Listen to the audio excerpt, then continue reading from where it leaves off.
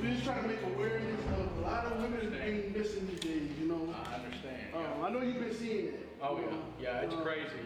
You got a wife, you got kids, and you got people out here just snatching them up. Well, you guys are doing a wonderful job, man. I appreciate all y'all's help.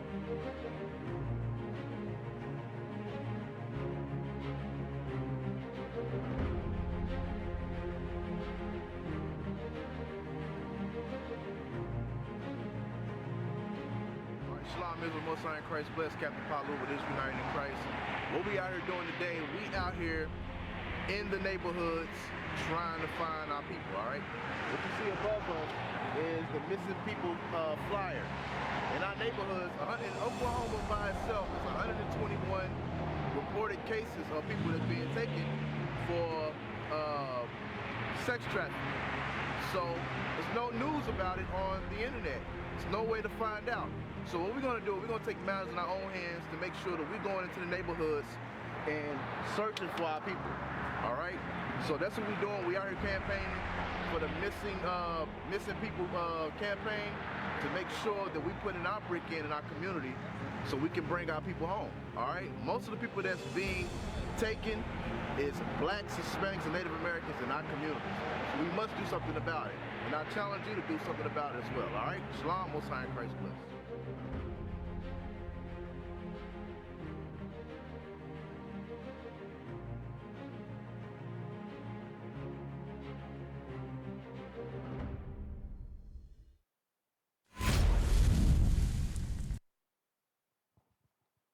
Israel United in Christ. We are not a hate group. We are not affiliated with any other Israelite group. Israel United in Christ is a nonviolent, Bible-based movement. We do not advocate or condone any acts of violence against any race, ethnicity, or gender. We advise that if anyone hears or knows of any plots to cause harm to anyone or to break the laws of the land, you must contact the proper authorities to bring awareness to any possible threat, as stated in Leviticus chapter 5, verse 1. Shalom, shalom, shalom, shalom. Most High in Christ, bless Israel. Welcome to another edition of Precept Upon Precept. We start at 9:30 Eastern Time, 8:30 Central. I am your host, Captain Shem, and to my left. Officer Matthew. To the far left. Officer Mikael. To the right. Officer Micah. So we are Precept Upon Precept, but the way we always start the show, mix it up a little bit. We have Officer Micah reporting what's going on in the news with the Watchman Report. Take it away, Officer Micah.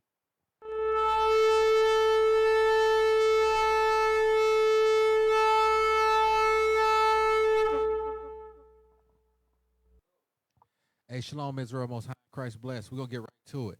Y'all keep eating in these Chinese restaurants. Y'all better be burning that. All right, first article. Daughter arrested for allegedly keeping dead mama in apartment freezers. So if y'all wonder why y'all don't see a lot of Chinese Chinese funerals, this is probably why. Y'all better leave Moab alone. Next article, please. Rochester mayor suspends police officer who pepper sprayed 9-year-old girl. This is getting a lot of publicity. The girl, apparently, I guess she threatened to kill her mother and herself, and she was trying to get some help, but they pepper sprayed her and put her in the back of the police. Next article, please. Down in good old Louisiana, 4 girls arrested for murder of a 15-year-old down in Louisiana Walmart, ages from 12 to 15. They stabbed her to death. More on that one. Next article, please. All right. The people that stormed the Capitol, apparently they have been cleared to go on vacation down to Mexico. So they don't even go to jail like normal black people. All right, next article, please. Okay, if you have to take the COVID-19 vaccine, they are recommending that because some people have jobs where they may have to take it, but they are recommending that you do not travel if you are forced to take the vaccine. But there'll be more to follow on that. They'll keep updating the COVID policy. So just stay tuned to that. So if you take it, you are not safe to travel. What they're saying. So yeah, I had to read it a couple times. So more to follow on that. We got a couple more articles to get through, but more. Next one, please. U.S. Admiral warns a real possibility of nuclear war with Russia and China. So meanwhile, keep asking you about who's in the Super Bowl. They talking about nuclear war. All right, next article, please. Kyle Rittenhour made a $2 million cash bond, changed his address, and was sought at a bar drinking beer at the age of 18. Jump bail. They said raise his bail to $200,000 more, but he's just probably going to keep drinking beer and not reporting to where he lives. In case you forgot that he is being tried for murder. 18. Next article, please. 11 Iranians, I guess they couldn't wait for Joe Biden's executive order saying that Iranians can travel. They jumped the border and were crossing into Mexico. Well, they crossed from Mexico to Arizona. Yeah. So, yeah, Iran, they coming. Next, please. The last one. All right, this concludes the Watchmen.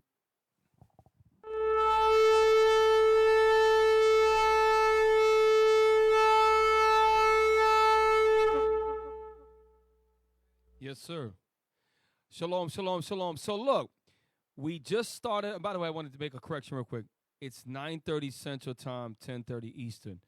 Long day, Israel. Bear with me. Officer Matt politely reminded me. Look, this month is the month that the white man gave you and told you, Negro, this is your month now. And it just happens to be the shortest month of every single year. They gave you February, which is one of the coldest months as well. So how did this get its origins? And let's look about a little bit into this. I want to start the first article, Officer Akiem, on the precept upon precept. We're going to just touch down briefly on it because a lot of us might not know that this actually started with a week, all right?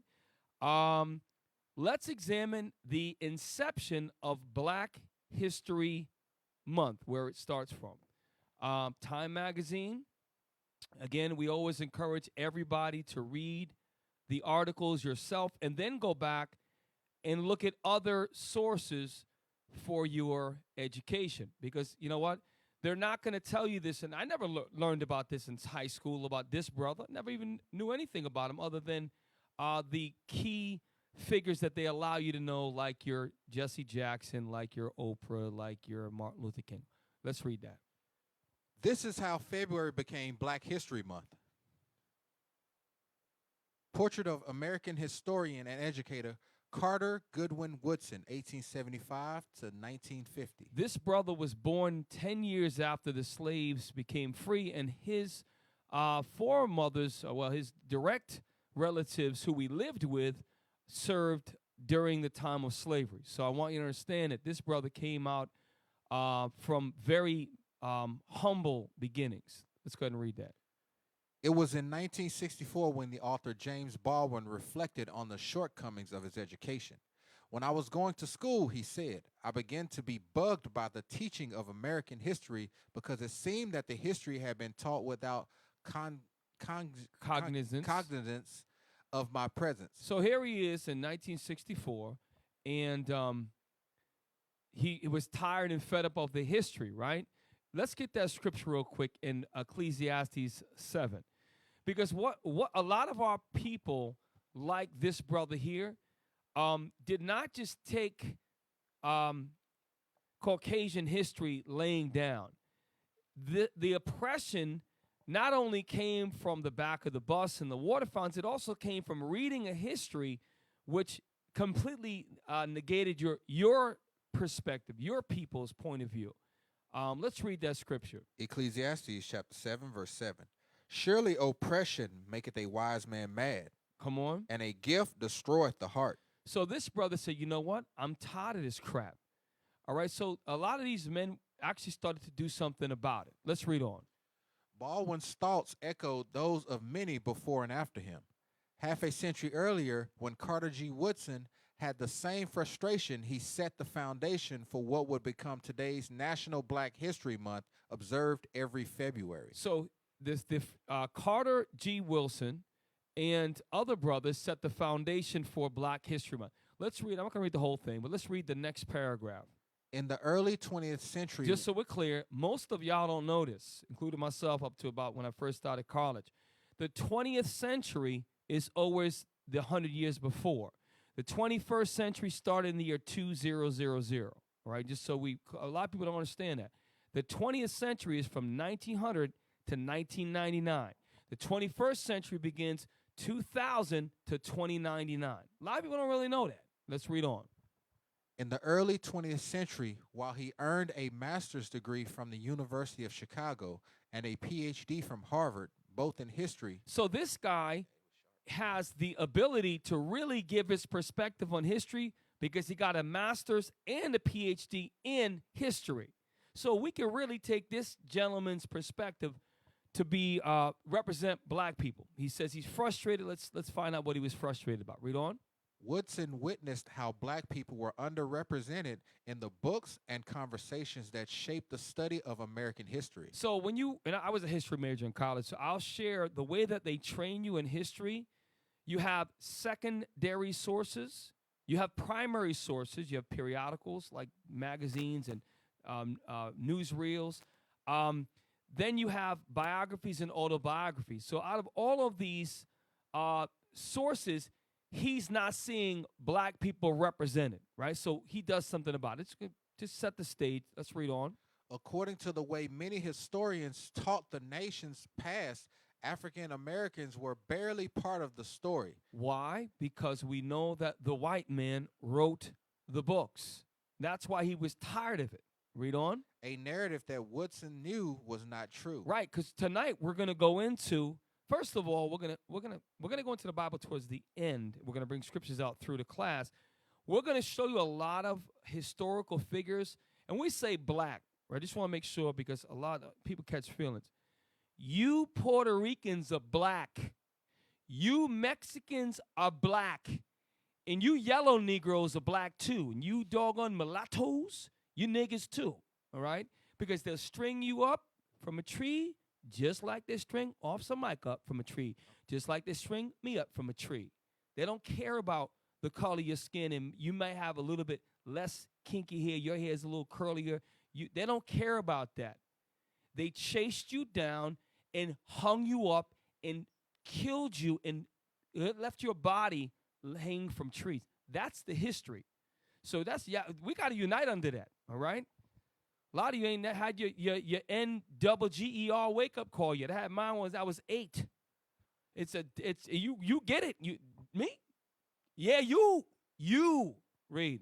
So in 1915, he and Jesse E. Moreland founded the Association for the Study of Negro Life and History. So this is 1915, which is exactly 50 years after the Emancipation Proclamation in 1865. The brother was born in 1975, so at this time he was about 40 years old. So he had compiled a degree in master's and a PhD in history. He's someone that could really speak on this. So this is why we gotta pay our respect to this brother. Read on.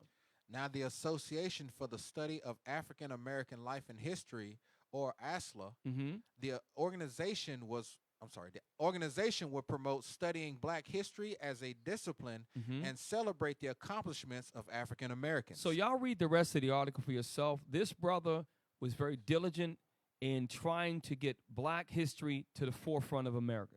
Now you got 4 paragraphs instead of 1 paragraph in the history book. So all praises for that. So I wanted to open up the show with that as you go into Black History Month. This man who came 10 years out of the emancipation, he was a big part of this, and we need to remember he was our forefather. So we're going to open up the show with that. And you brothers, we can get into whatever we want to get into about what we had popping. You know what's heavy about that? It says 1915. They started this because in history books, there were barely any black people or African Americans in history books. Over 100 years later, there's still barely any black people in history books. So, I mean, Hey, that's also a heavy point because just like we can go and research and show real black history, you know what I'm saying? The same black history that they hide or they may try to erase. We can go and find these things. We can go find these pivotal people, these black people that made a difference, these black people that made changes, these black people that did great things in this country. We can go and find these nowadays. so you That's mean the same thing with the Bible. They teach you history that they want you to know, but we can go find the truth. So you mean they try to erase history like the history of John St. Malo, who led one of the biggest revolts here in New Orleans, Oh, we or gonna Charles get that. Deslan, We gonna get that. That's what I'm We gonna talking get it. about, or bro. Nat Turner? That's right. We gonna know- get it. We gonna get it. Just Okay. but the point that I'm making is just like we can go and find that history and find the truth about our people, we can find the truth about our people right here in the Bible too, because it was taught wrong. It was taught wrong, just like our history was taught wrong. That's why they put white faces as the characters of this Bible. Right. And speaking of that, real quick, do me a favor. Get me the Temptations album cover, first album cover. And I just want to choose this because this is something that your fathers and mothers probably lived through, right? The Temptations are arguably the best 60s black band, if you will, all right? And their album cover, or maybe it was the Four Tops. I get them confused. If it's not the Temptations, it's the Four Tops. The first album cover, it probably was the Four Tops. I want to see if they, man. Well, See if we can find that. Maybe not. Anyways, maybe we can find that clip on YouTube of from the Five Heartbeats where they That's the actually one. did that. that's the one. Put Five Heartbeats album cover. So we're going to just show you that. I mean, this is not, obviously, Mako talking about 1915.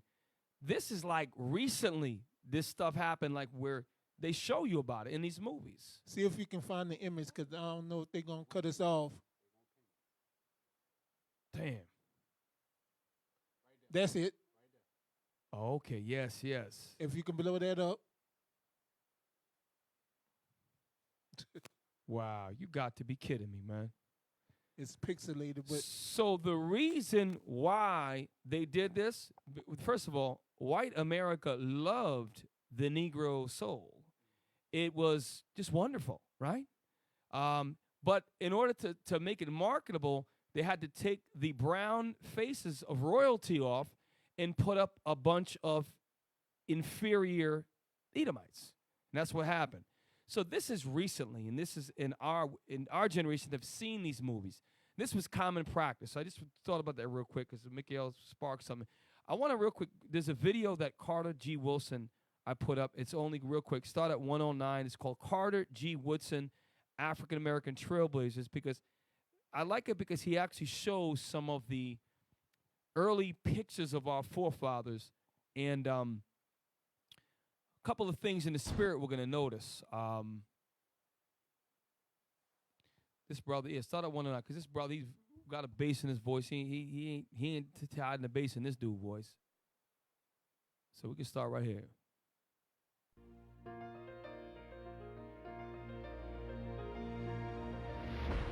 What, you may ask, is so important about studying history? The answer is as simple as it is important. If you knew your culture's history was directly linked to great writers, powerful leaders, successful business people, and pioneers, wouldn't that make you proud? Wouldn't that inspire you to do great things yourself? Those who endeavor to understand their own history are paving a path toward a bright Just future. pause it real quick. The reason why I really enjoy looking at, because it also shows the varying skin tones and facial features of black people.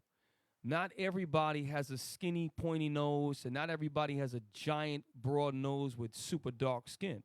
Black people come, like this brother right here, black people come in all different colors, facial features. We are literally, look, Judah is somewhat a speckled bird as well, believe it or not. And but I like the dignity that I see in my people's face. When you look at them, there's a certain amount of respect that these brothers and sisters carry themselves with that you don't see anymore today. Our people don't walk and look with dignity anymore. And we can look back and learn from them. You know, yeah, they were still lost, but they had a sense of fighting oppression with dignity. Let's play on. Carter G. Woodson, the father of black history, knew that knowledge of the African American experience would be the last way to destroy the chains of slavery. And so he made it his life's passion. In early 20th century America, Pause it was real quick. popularly accepted. Take it away, because I'm glad you said that. Officer Matt ran in the spirit. You know what? I like what Officer Matt said. He said it with relief. Damn, look how them sisters is dressed. Like, it's refreshing. Yeah. This is the way our people are supposed to look in society. Long dresses. She ain't got a big old. And listen, I'm not knocking brothers and sisters overweight, but we have become so Americanized in our dress and our eating. Look, this was over almost 100 years ago. They look more prosperous and look better in their spirit than we do now. I'm not talking about the Israelites. I'm talking about. Okay, man, I'm sorry, I was mad. No. It's a powerful. Hey, play just a little bit to get that picture to zoom out just a little bit more. That blacks in Africa had contributed All right, nothing. stop. Now, I want y'all to see something. You see the first two at the bottom. That's a couple. You see the ones up above them. That's a couple. You see the ones to the right of them. That's a couple.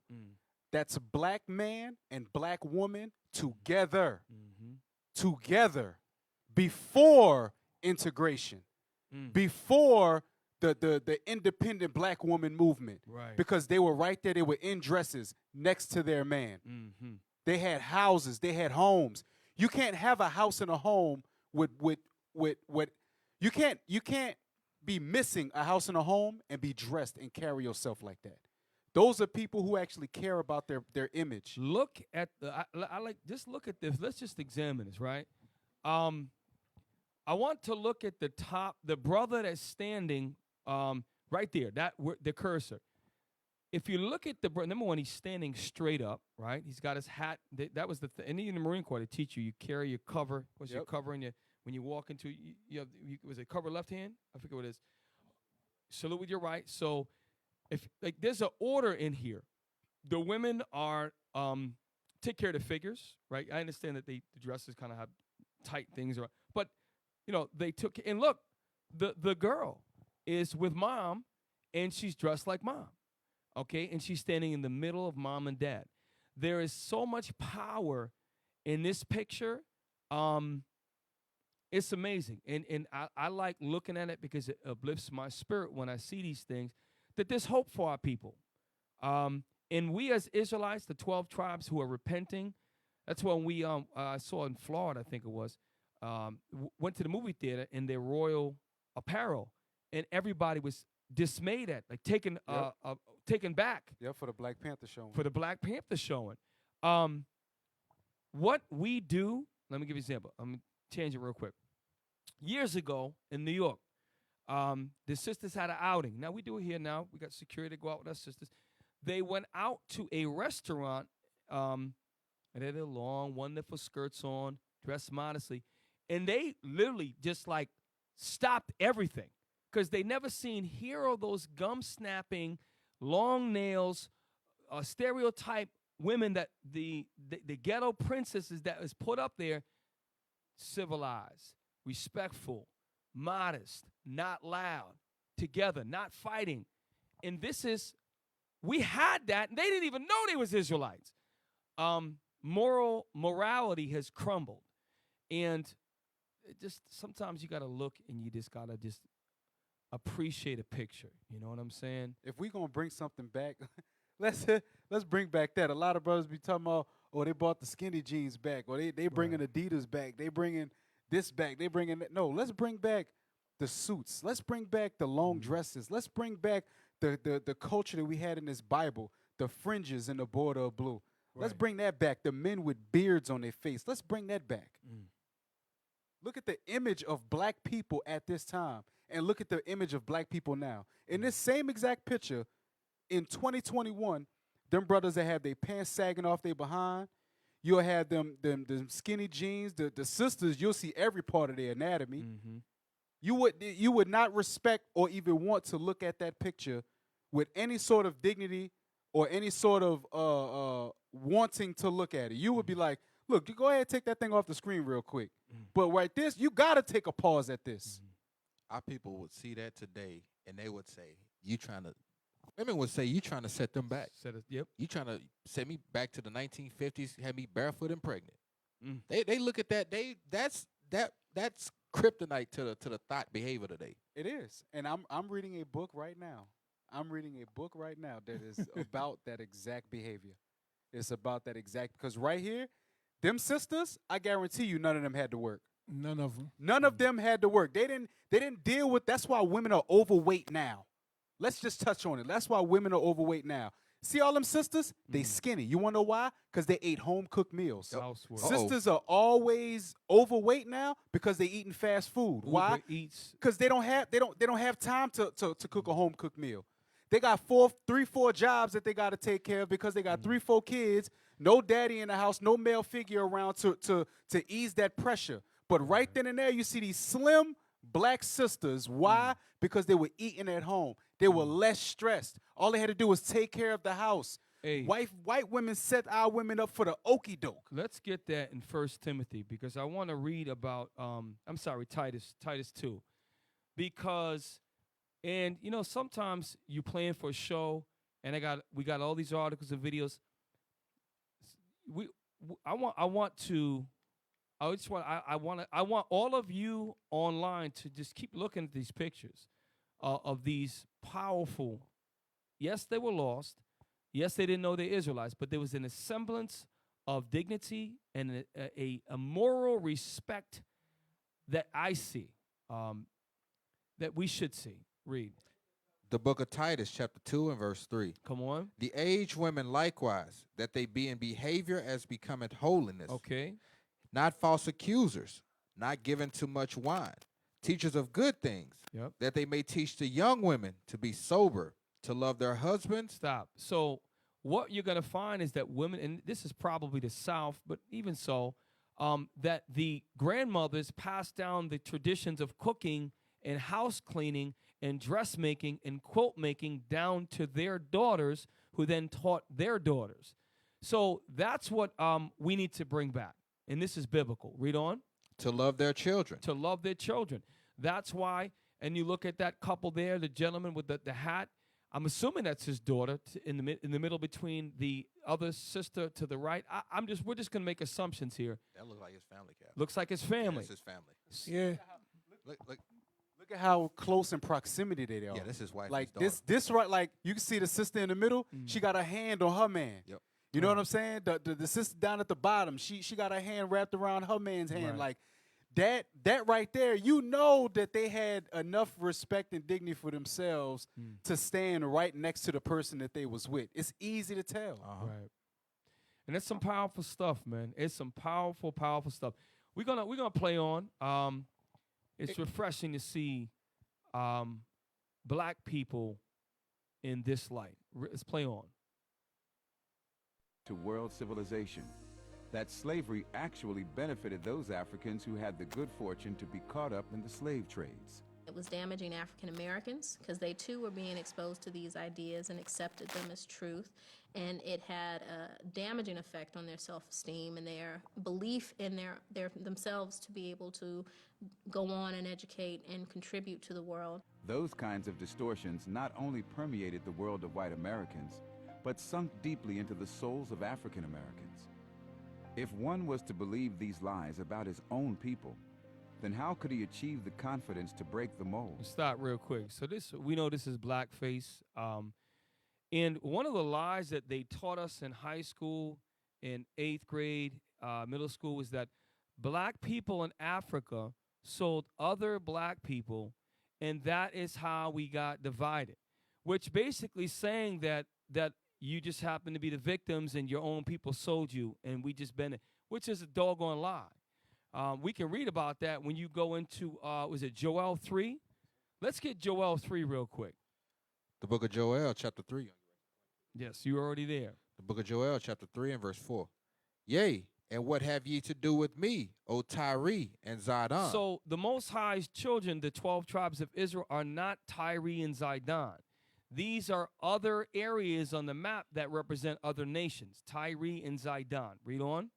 And all the coast of Palestine. Palestine, that's the so-called Middle East of today. That's the so-called Arabs in general. Read on. Will ye render me a recompense? Are you going to pay back? Read on. That's it on that? No. Okay. And if ye recompense me And if you try to pay back for what you did, read on. swiftly and speedily, will I return your recompense upon your own head. The big payback's coming. Read on. Because ye have taken my silver and my gold, and Uh-huh. have carried it into your temples, my goodly pleasant things. Now, they literally went into Jerusalem and did that, right? But God's treasures are his children as well. Read on. The children also of Judah, Now, the kingdom of Judah, read on. and the children of Jerusalem, And the children of Jerusalem, which also is referred to as the kingdom of Israel, right? The northern kingdom. Then you have the southern kingdom. Read on. have ye sold unto the Grecians. The Grecians, any way you try to deny it, the Grecians are the Edomites, the so-called Caucasians, the white man of today, so-called. Read on. that ye might remove them far from their borders. And that's why we end up in Brazil. That's why we end up in New Orleans. That's why we've ended up in Philadelphia and in parts of Canada. That's why we end up all over the world and in our dilapidated, low estate. Read on. And sit on it. So let's go back. Let's play this video on. We're going to try to speed it up a little bit. But here you have an Edomite trying to look royal and doing it in a way that's trying to mock. He had to take white paint to go above because he could never make his lips as full as a black man's, so he tried to paint it like it was there. Go ahead, play. Break the mold. In 19 books and dozens of published articles, Carter G. Woodson worked to erase that false history. Stop. And Deacon began to Yawasop oftentimes will quote this particular book, Carter G. Woodson, The Miseducation of the Negro. This is the brother that spring-loaded Black History Month because he got a master's degree, born in 1875, got a master's degree and a PhD before he was 40 years old in history. Him looking at all of the books written by Caucasians, he was oppressed in his spirit, and he said, I got to change something. That's why he wrote this book. And he probably had access to all of the books that are $20,000 right now. He probably paid, 50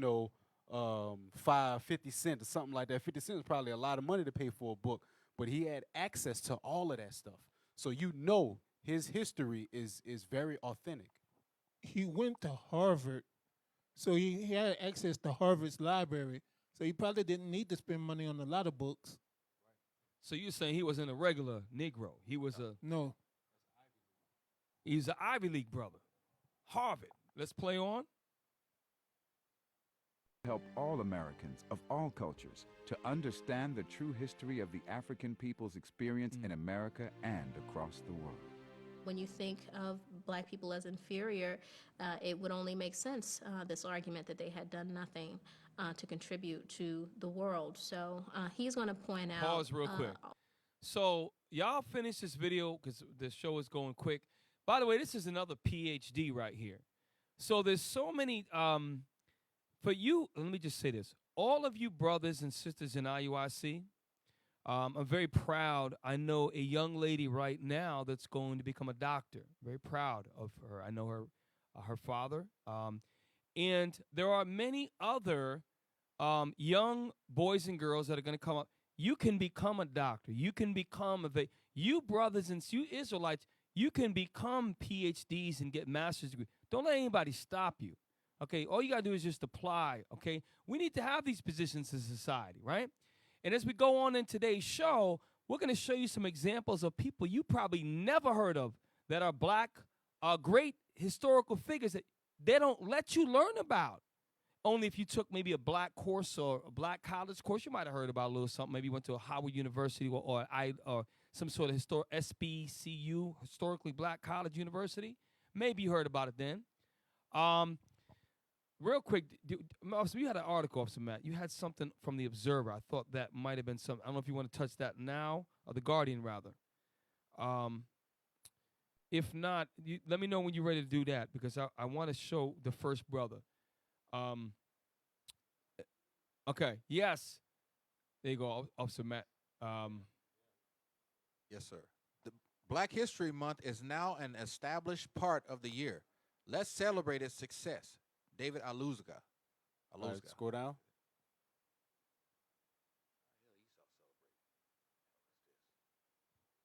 Go ahead.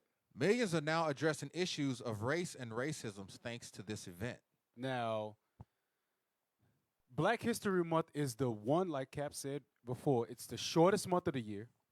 It's the one month where Esau, some of Esau, can swallow their pride and talk about some of the stuff that happened to black people. Now, they're not going to go in depth as far as slavery and showing you that we were gator bait, showing you about the Derby dose, showing you how we were brutalized, showing you how white women were so jealous of our women that they made a law that black women had to cover their hair because black women's hair made white men lust so much that they didn't want to deal with their white companions. They're not going to tell you about all of that stuff. They're going to tell you about the I Had a Dream and Martin Luther King and the reconciliation of black people and white people. That's what they're going to talk about in Black History Month. But read on. Oh, could we read the first part, just the first line again? That probably went right past people's head. The first part we just read. Go up. Yeah. Millions are now addressing issues of race and racism thanks to this event.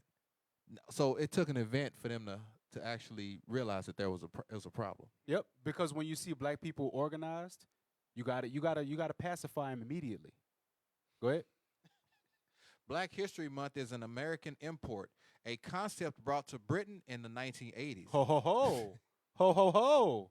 A concept brought to Britain in the 1980s. Britain. Go ahead. In the U.S., it is celebrated in February and began life as Negro History Week in the 1920s. Like you were saying, Cap.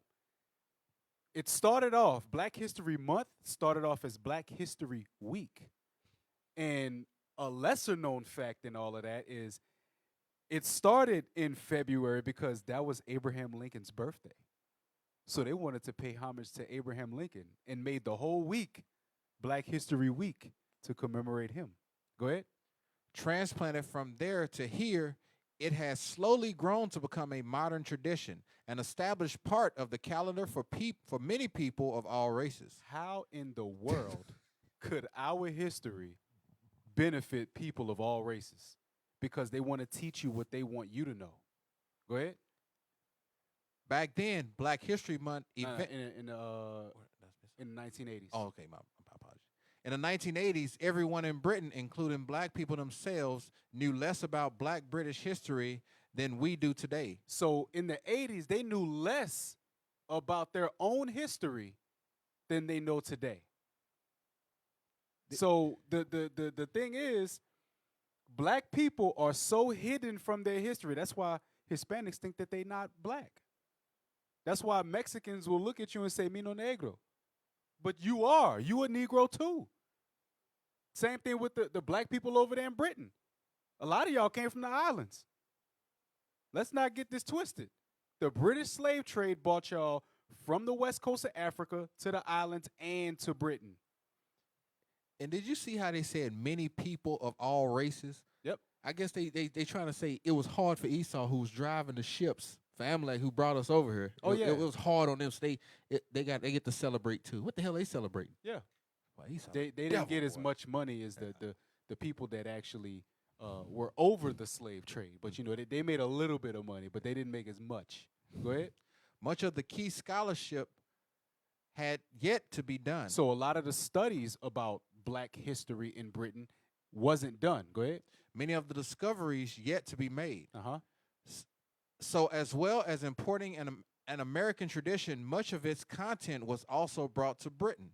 Back then, Black History Month events were more likely to remember Rosa Parks and the Montgomery, Alabama bus boycott than they would to shine and light on the Bristol bus boycott and the British color bar. So there was also a boycott in Bristol, England.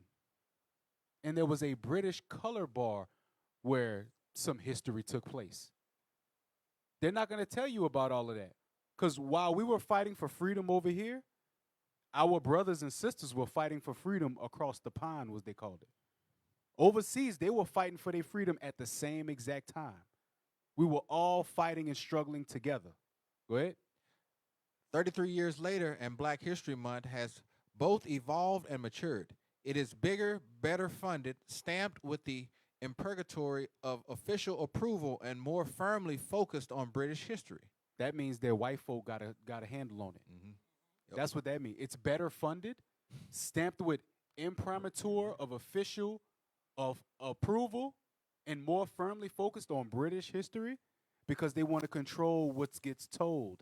Because if they start to tell you about the Bristol bus boycott and the British color bar, and they start to tell you about the revolt of 1811, and they start to show you how black people started to organize and get themselves together and actually go against the people that had them in captivity, that might spark something in your spirit to rise up.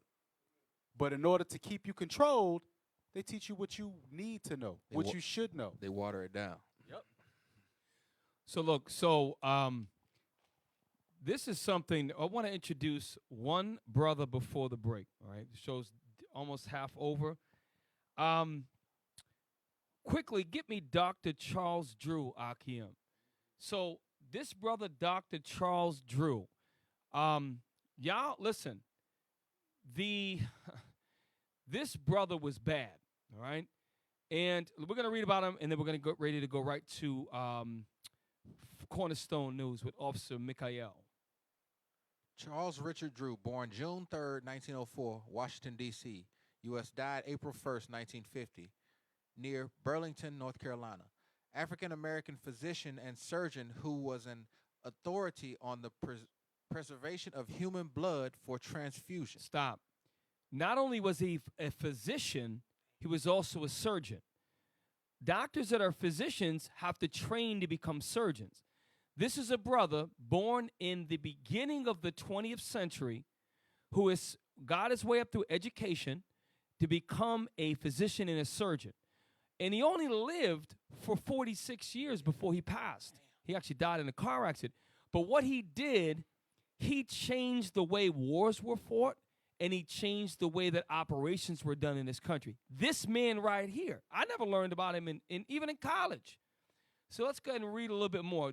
What he did for the preservation of human blood for transfusion. By the way, if you look at him right, that's a black man right there. That is a black man. And you might say, well, no. He would be strung from a tree at a Klan rally just like Michael Jordan. Let's read a little. Tell you what we're going to do. We're going to give this man some justice and dignity shortly after the break. So we're going to roll and segue right to Cornerstone News with your man, Officer Mikael. Take it away.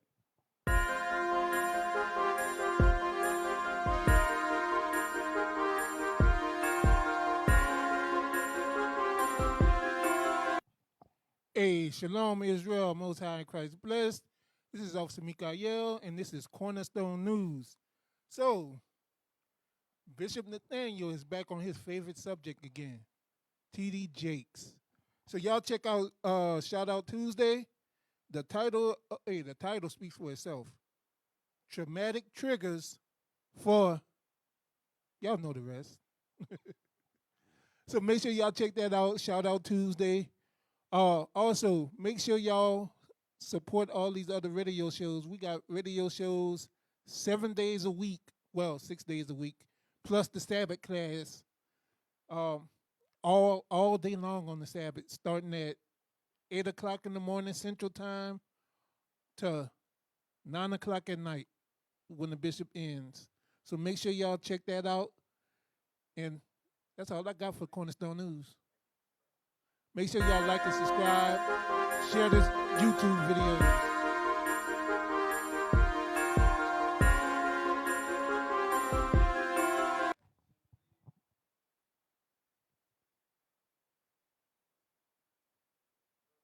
So we're right back with our brother, Dr. Where we at here? Charles Drew. Right. So don't let the picture fool you. The Israelites, we come in different looks. Let's read about Drew's formal education. Drew was educated at Amherst College, graduated in 1926, McGill University, Montreal. By the way, the reason why he had to go to Canada to go to school is because he couldn't afford to go here, because he did not have the opportunity like his white counterparts. So he went to. By the way, there's a sister named, was it Bessie? Well, y'all, who remembers this name of the sister? I'm gonna get to it in a minute. The sister could not. She was the first black pilot who was a female. Yes. She had to get financed to go to France to learn to fly because they would not allow her. This white man in America is the worst of the worst. The white Frenchman gave her a chance. The white Canadian, who is still the brother of this wicked man Esau here, but we live in the place, the belly. That's why they call this place the belly of the beast. Okay, read. And Columbia University in 1940. While earning his doctorate at Columbia in the late 1930s, he conducted research into the properties and preservation of blood plasma. So, remember that, the preservation of blood plasma. So let's look at the Amherst College, which I believe is in Massachusetts. Then he had to go to McGill University, which is in Montreal, Canada. And then he went to Columbia. So apparently he was able to get some funds together. Columbia is a prestigious American university. Okay, let's read on. He soon developed efficient ways to process and store large quantities of blood plasma in blood banks. So blood banks is this black man's work. Read on.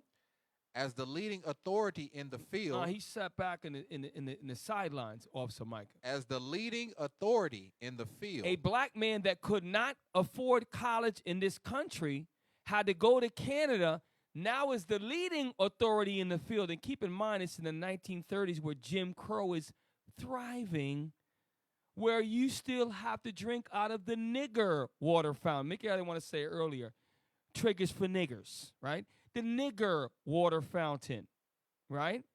No niggers and Indians allowed in my restaurant. You niggers sit at the top of the movie theater. Whites only pies. I bet it was probably whites only blood too. Hey, he saw damn devil, hey, man. But look, and this man right here was responsible for saving a lot of white people's lives in World War II, right? And you would figure that he would be celebrated in all history books, right? Where's this man at in World War II history? Why is he not celebrated, right? Let's play on. He organized and directed the blood plasma programs of the United States and Great Britain in the early years of World War II. Now, that's the early 40s, 1941, because the war ended in 45. This brother, who died at 46, did major works before he turned 45. Let's read on. While also agitating the authorities to stop excluding the blood of African Americans from plasma supply networks. Not only, see, this is what I'm talking about. He stood up for black people. Read it again. Make sure we didn't twist it. While also agitating the authorities. Who was in authority at the time? The white man. He's like, look, I'm responsible for this. I'm the one that's doing this. You're going to give blood to my brothers. He was agitating the authorities. This is why our people did not take racism sitting down. They stood up and did things, okay? They did not, a lot of them did sell out. This guy did not sell out. They probably killed him. He was in a car accident. They probably killed him. So to put it plain, Cap, he fought for our people to be able to have the blood that they needed when they got injured. Yes. Right. Not only in war, but also if you had an operation, something goes wrong, now the blood banks he opened up to try to fight to get blacks to be able to get the plasma supply network. Yep. You know? Let's read on. Drew resigned his official post in 1942 after the armed forces ruled that the blood of African Americans would not be accepted but would have to be stored separately from that of whites. Let's read it again. This right here, listen, this I think they killed him. I can't prove it. I think they killed him because he died in a miraculous car accident at 46 years old, right? So in 42, he obviously had a high position. It was an official post in the armed forces, right? Y'all Army guys help me out here. That's a high position. He had an official post for the armed forces as a doctor of plasma supply for 2 countries, for the U.S. and for Britain. He probably was up there with the 1-star generals or something like that.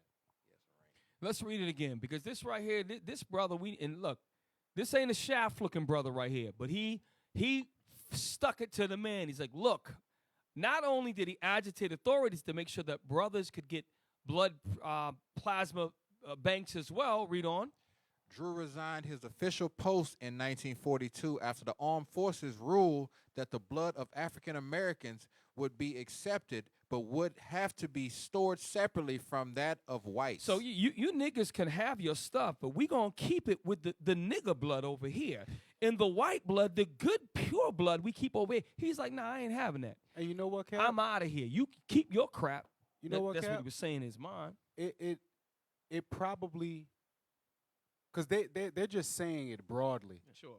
But I can guarantee you they were not storing it properly. Oh, yeah. Oh, They were not storing our blood properly. They were probably No, they keeping it in weren't. the hot sun and in old bags and stuff like that. Bags with holes in it, blood everywhere. officer, can you imagine? Let's say I'm an Edomite. I get shot to crap in war. You come in and give me a blood. Look, don't give me none of that nigger blood. I'd rather just bleed out. That's how that perpetual hatred. Well, you That's know- how they thinking. That's how, because medical apartheid was happening at this time Yes. too. Yep. Mhm. So they thought, if you got 1 drop of nigger blood in Uh-huh. you, Yep. use the nigger now. Yeah, you use a nigga. Use a nigga. So they didn't. They Hey, they hey, didn't want to be pull niggas up, so please, bad. Bigsby. Give me Clay Bigsby. Hey. Pull up. Is that what you want to say? Hey, I want to No. see that guy, Dave Chappelle. He's a damn genius, man. Hey, let's put up this guy because this guy make you laugh because you got white men that were really like, hey,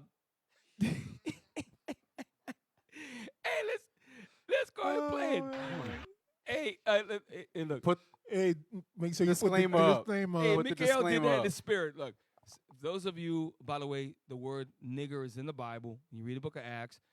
We're not trying to offend anybody, but these are things that were said to us, like, when you would walk in society, would say, look, nigger, go on the other side of the street. Nigger, you drink.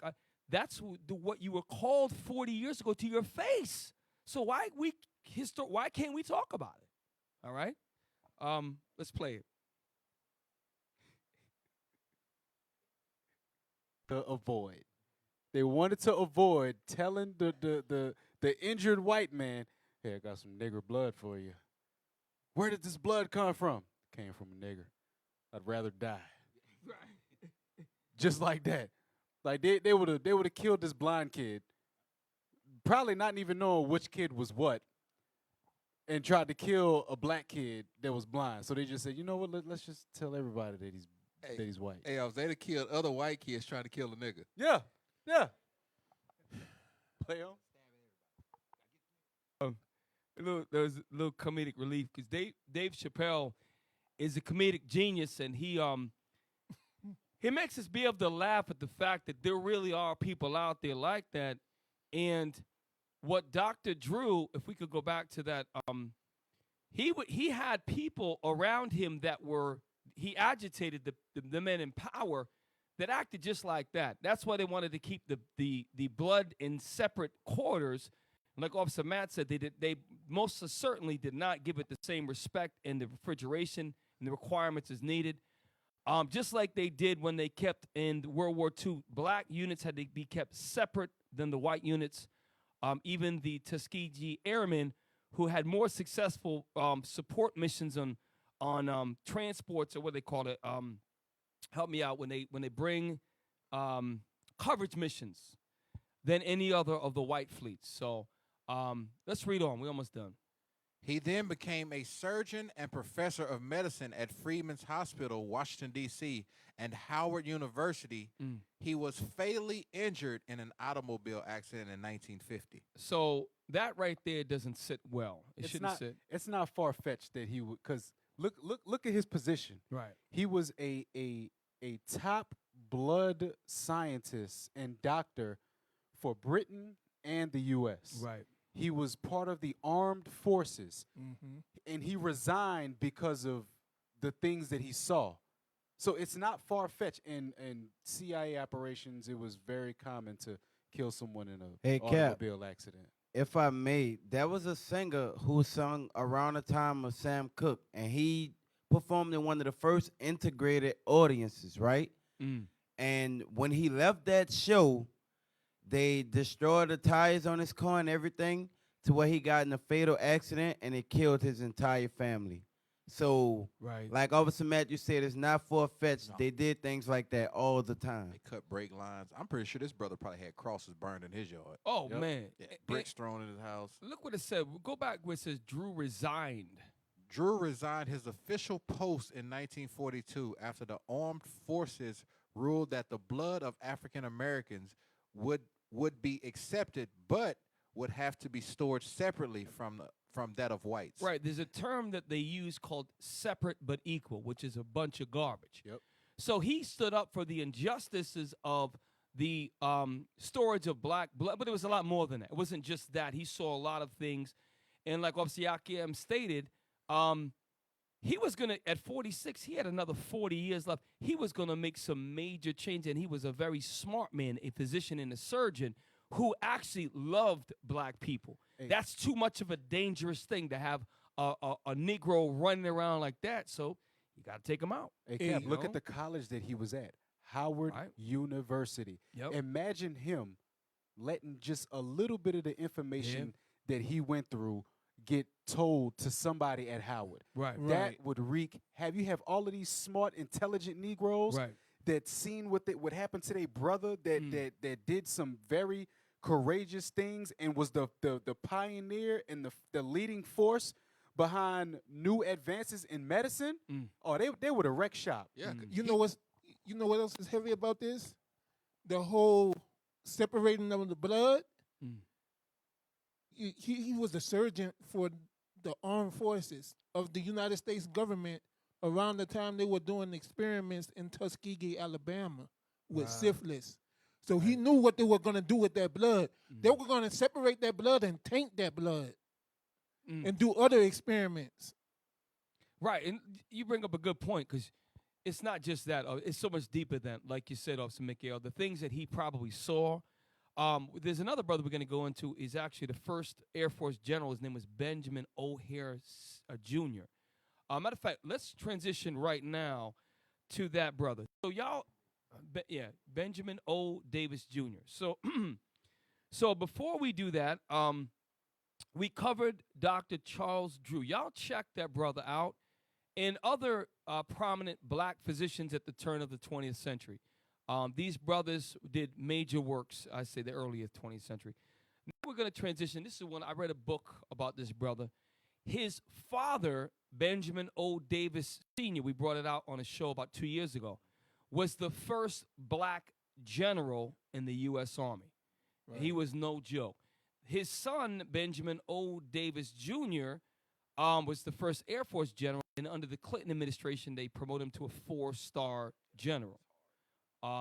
Very difficult to get to. So now, we're going to read a little bit about him. I really want y'all to, because you're not going to hear about this. When you read about the books about this brother, when he was coming up in his military training, the levels of racism that he had to endure were profound.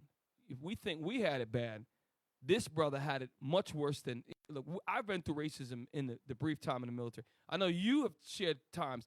You have had times in your times in the Army. What the hell you think this brother went through? So it's let's read about the brother. Benjamin O. Davis Jr.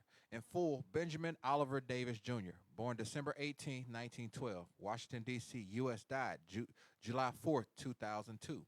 Washington, D.C., pilot, officer, and administrator who became the first African-American general in the U.S. Air Force. His father, Benjamin O. Davis Sr., was the first African-American to become a general in any branch of the U.S. military. Any Marine Corps, Coast Guard, Air Force, Army, Navy, the first one. What do you think he went through, right? Let's read on. Davis studied at the University of Chicago before entering the United States Military Academy at West Point, New York in 1932.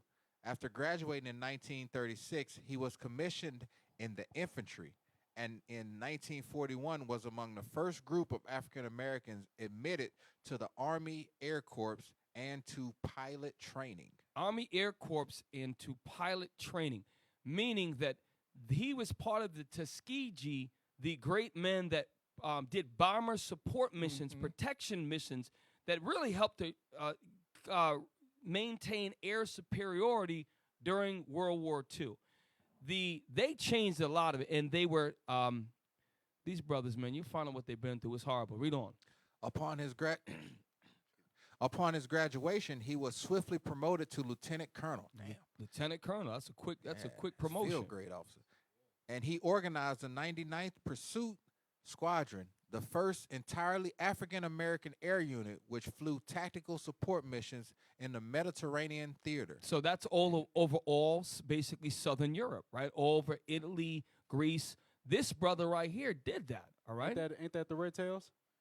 Yeah, it's what? I believe so. I believe so. Let's read on. In 1943, he organized and commanded the 332nd Fighter Group, the Tuskegee Airmen. That's them. This is the Tuskegee Airmen. Now here, look. This ain't a shaft-looking brother, but this brother right here, Benjamin Davis Jr., when you read about his early life, what he went through, he was called nigger. He was put through a gauntlet of racist tactics to try to get him to give up, to stop, and to fail out of school. He had to endure all of that, all right? And you know what's crazy? When they do that stuff to our brothers, look at this said. Said, by the end of the war, Davis himself had flown 60 combat missions. A lot of Edomites don't even survive 10. No. But for him to survive 60 combat missions, that's a bad brother. This dude was bad. This dude had to be one of the baddest pilots. And that's the thing. When our brothers become whatever they want to become, we are the best at it. Yep. And Esau, the only thing that they can do is mess with us mentally. Right. That's their war.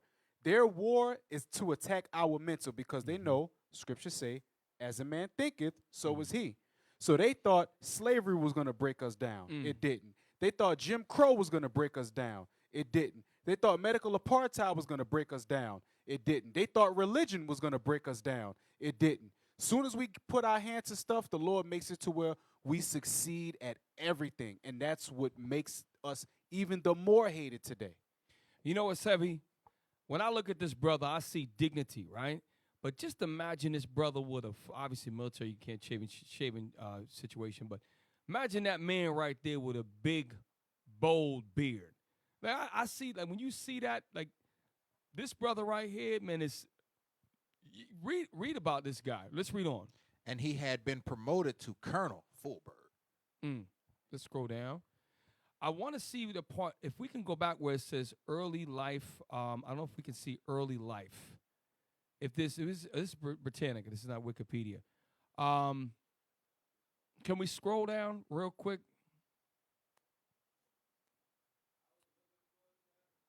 All right. Matter of fact, that's all right. Now, let's do this. Let's, if you can, do that. But while you get that in the background, I want you to scroll down to his pops, because his father was right down a little bit more. There's a link that says senior. Click on that. This is Benjamin O. Davis Sr. He was a soldier who became the first black general. I want to read it. This was in the 19th century, the end of the 19th century. These are figures that you're not going to learn about unless you dig, all right? That brother looked like James Earl Jones. He sure did. So let's just briefly, we're going to fly through this. Read that. Benjamin O. Davis, in full Benjamin Oliver Davis Sr., born July 1st, 1877, Washington, D.C., U.S., died November 26, 1970. You know what's so heavy about that? When you look at, I'm going to show you how close we are to slavery. So he lived for quite some time, nearly 90 years, right? His parents lived during the time of slavery, right? And definitely his grandparents were probably slaves. His son, now I gotta look at the screen. His son just died recently. That's how close of a connection there was to slavery. And he fought in the Spanish-American War, this guy, right? And so he died in 1970. This is amazing. Let's read on. Soldier who became the first black general in the U.S. Army.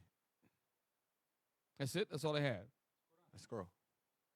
After serving as a volunteer in the Spanish-American War, 1898, Benjamin Davis Sr. enlisted as a private in the 9th Cavalry of the U.S. Army. He rose to sergeant major within 2 years. Let me show you something. Please break that down, because you have a better understanding. Private, you break private E1 to sergeant. E9. That's the highest enlisted rank that you can get in the Army is command sergeant major. So he went from 1 to 9 in 2 years. Either a lot of people were getting killed, this dude was on his stuff.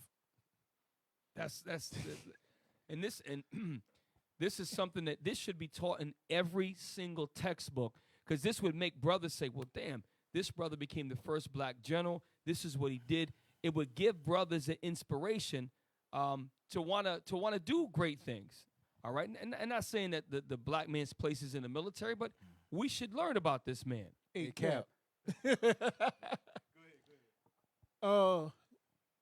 Do volunteers get paid? You know what? I'll tell you what. I think as a private, he probably got enough to tie his shoes. Yeah, if anything. About it. You get paid because he enlisted, so he did. It said after volunteering, He enlisted. He started getting paid. Oh, okay. So That's he a wasn't. good point. So he probably wasn't. But what the crazy part of it is, we was just talking about this in the car. This brother could have been Hannibal. This dude, Right. to go from E1 to E9 in 2 years, you have to be a military genius. Not only that, officer, he crossed over and then made general. Yes. So pretty much you mastered all the enlisted ranks. Right. And you were that damn good that you went and you became a lieutenant. You made it to general. Right. It's cats that start out as officers in today's Esau's military, and they never see general. They never make it past captain. past lieutenant colonel. Right. And they done. But this dude taught military science. This dude was a teacher of military science. Y'all gotta check, and these are just two brothers that we looked into, right? So y'all check out Benjamin O. Davis Sr. and Jr. Check them out. They went through great adversity, a lot of racism, covert, overt, everything. All right, you got it up. Let's see if we can find early life of. Okay. After attending, let me see. Okay. Yes, that's right there. During the 4 years. Read that right after Congress. During the 4 years of right there. During the 4 years of his academy term, Davis was racially isolated by his white classmates. So when I read this book, man, let me tell you something. You brothers who care about our people, when you read what he was going through, it makes you infuriated. It gets you so angry because you say, that's me. That's me. That's me sitting there. They took him, put him in a separate quarters. They trained with him, put him in a separate quarters. He had nobody to talk to, nobody to study with. They isolated him. Why? Because they, like you said, they wanted to make him friggin' quit. They wanted to make him quit. They did not want him to rise. And this is the crap that even today brothers deal with this crap in the military. Okay? Read on. Davis was racially isolated by his white classmates, few of whom spoke to him outside the line of duty. He never had a roommate. He ate by himself. Now let me say this. If he's got to eat with all Edomites, maybe it wasn't that much of a bad thing. At least he didn't have to eat with inferiors. That's what I mean. He might not have known that, but when you're going through that, sometimes it's nice to be able to vent, talk to somebody, eat with somebody. All right, read on. At least his barracks didn't smell like wet dog. Yeah, exactly. Right. That's true. His classmates hoped that this would drive him out of the academy.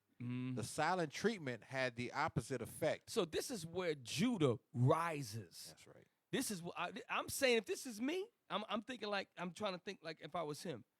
Man, these devils think they're going to get me to quit. I'm going to go harder. I'm going to make sure that I'm better than every single. That's the mind that we have to have. And this is why when you read this brother's book and you read about him, there's more to it than this. They did more. They tried to set him up and do other things. It wasn't just, they're generalizing, which is true, Read on. It made Davis more determined to graduate. Nevertheless, he earned the respect of his classmates and evidenced. As evidence. Evidence, okay. Well, I'm reading it right. Biographical note beneath his picture in the 1936 yearbook, The Howitzer. I'll read it. The courage, tenacity, intelligence with which he conquered a problem incomparably more difficult than his plebe year, that's the pledge year, won for him the sincere admiration of his classmates. And his single-minded determination to continue in his chosen career cannot fail to inspire respect wherever fortune may lead him. And here's the thing.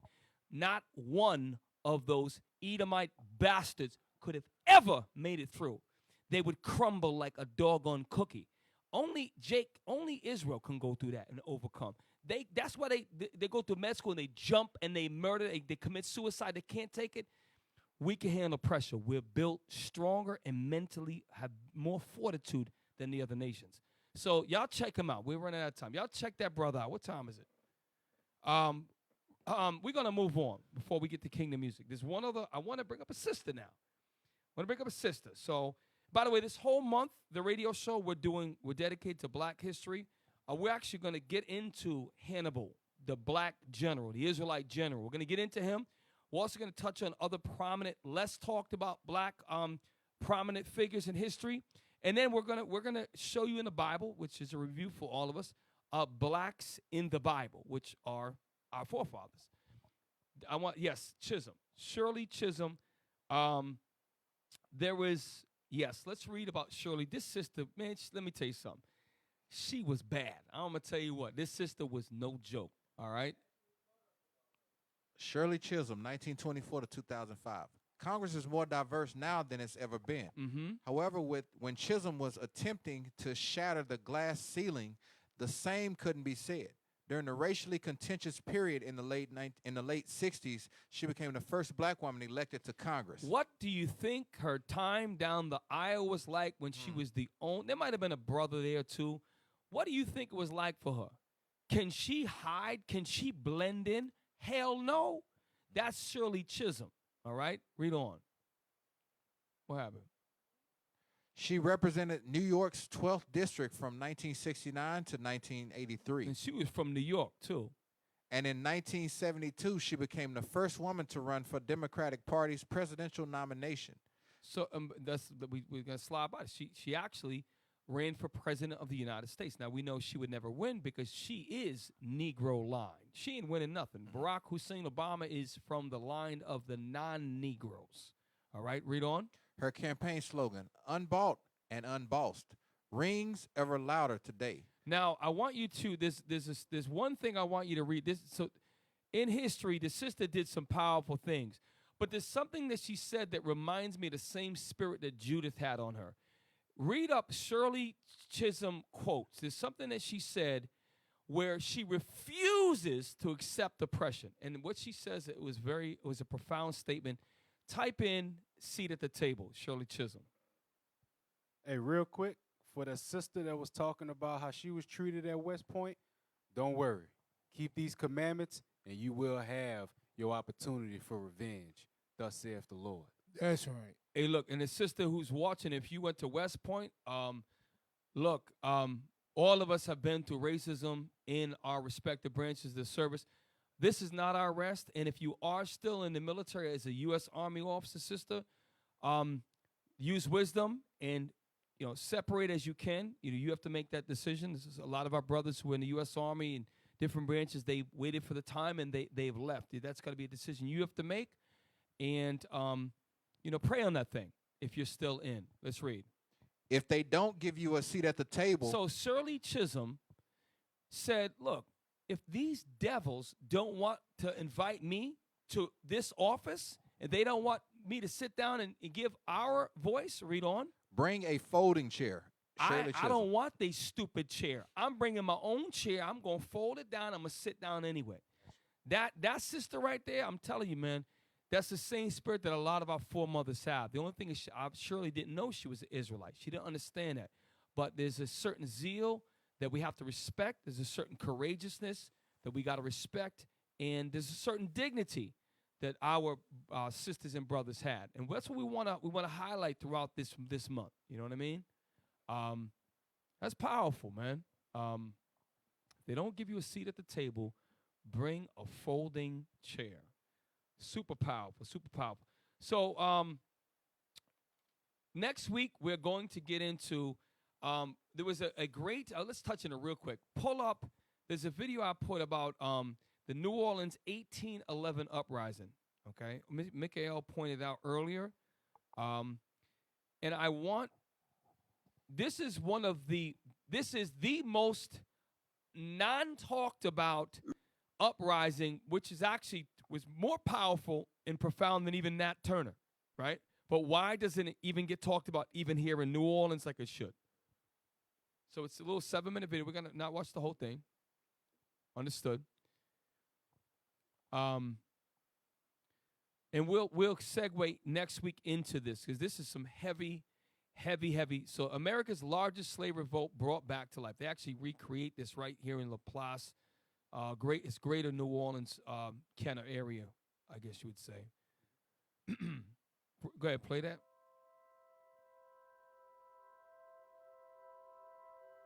The state of Louisiana has memorialized the largest rebellion of enslaved people in U.S. history with a road sign.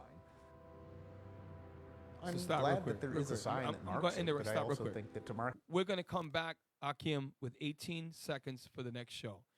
So I'm going to show you how Esau's, how much he's trying to erase it, right?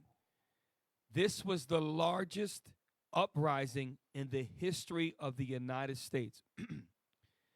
They have minimized it to a road sign in Laplace. That looks like Laplace. It's old AC right down that street. Yeah. Yep. I know exactly where that's at.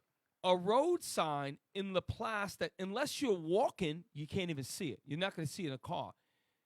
And what this, we're going to get into it next week, what this did was change the fabric of how slave masters moved in the plantation and everywhere, even in the Caribbean, throughout the United States. And our brothers were nearly successful. So next week, we're going to go into some black history that most of you've never even heard of, let alone know anything about to speak with confidence on it. So we're going to get into this next week, and we're going to really delve in. We're going to maybe do most of the show, or at least the first half of the show, on the 1811 uprising in greater New Orleans. All right? So, oh, shoot. Tired. With the last segue, we're going to segue into Officer Matt with Kingdom Music. Take it away, Officer Matt.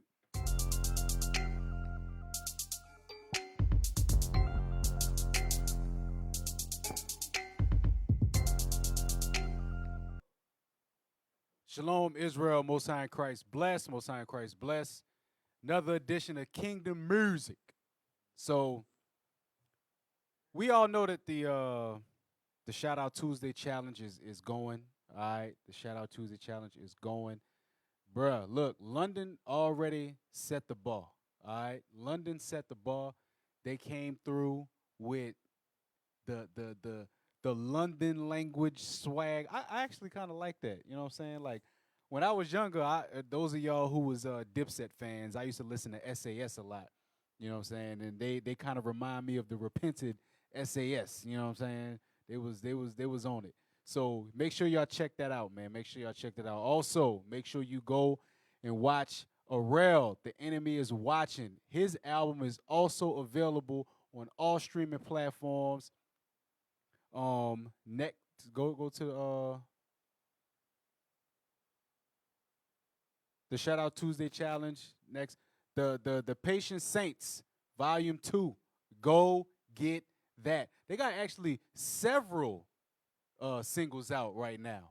All right, they have several singles out right now. They got the Feast Beast. They got the Haters Mad. Oh, and if you have not seen it yet, go on the Original Royalty YouTube and check out the Original Royalty concert experience. All right, that was one of the best concerts that I've ever been to my entire life. It's repented music, repented people. There was no hiccups. There was no people out of order. We was all live. We was all enjoying each other. It was fantastic. All right. Make sure that y'all support the Israelite music, because trust me, there are more artists coming up. Jeremiah is coming out with his album. Trust me, they just had the listening party. They are doing the thing. We are coming with it. I believe it's going to be available next week. All right. If I'm not mistaken, it's going to be next week. So keep your eyes out for that. Support the Israelite music. Add it to your iTunes. Add it to your Spotify. Go on original royalty. Buy the actual albums. Let's do this, Israel, because the worldly music out there is doing nothing for us. All right? Like King David played with the harp cunning and took that evil spirit off of Saul. Let's take the evil spirits off our people with this righteous music. All right? Shalom, Most High, and Christ bless.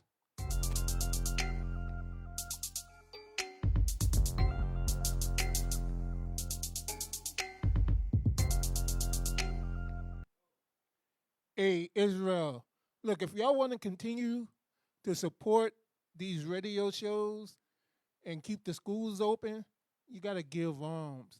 You can give alms to your local school by dropping it in the alms box or via PayPal at your local school's email address at israelunite.org.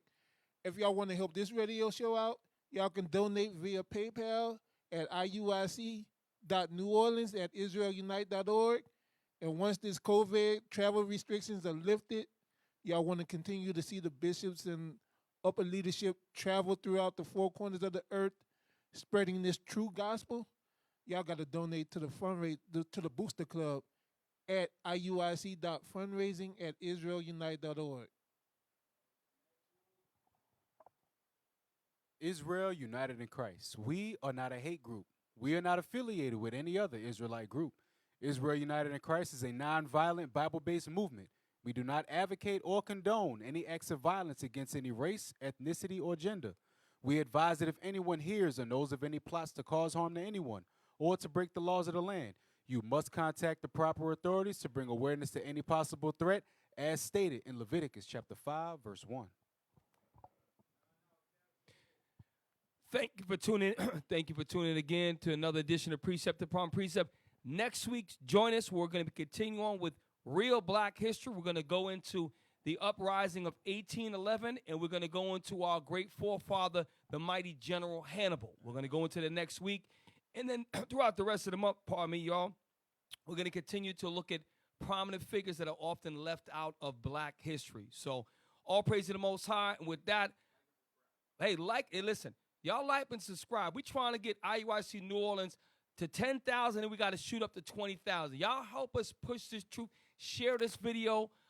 Like, subscribe, all the bell notifications, all you millennials, that y'all push that. Y'all young generation, help us push this page to push this truth, all right? And look, if you have ideas about future shows that you would like us to do, please put it in the comments, and we will explore to make that happen for you. So with that, I'm Captain Shem, and to my left, Officer Matthew. to the far left, Officer Mikael. and to the right. Officer Micah. And with that, we say, Shalom.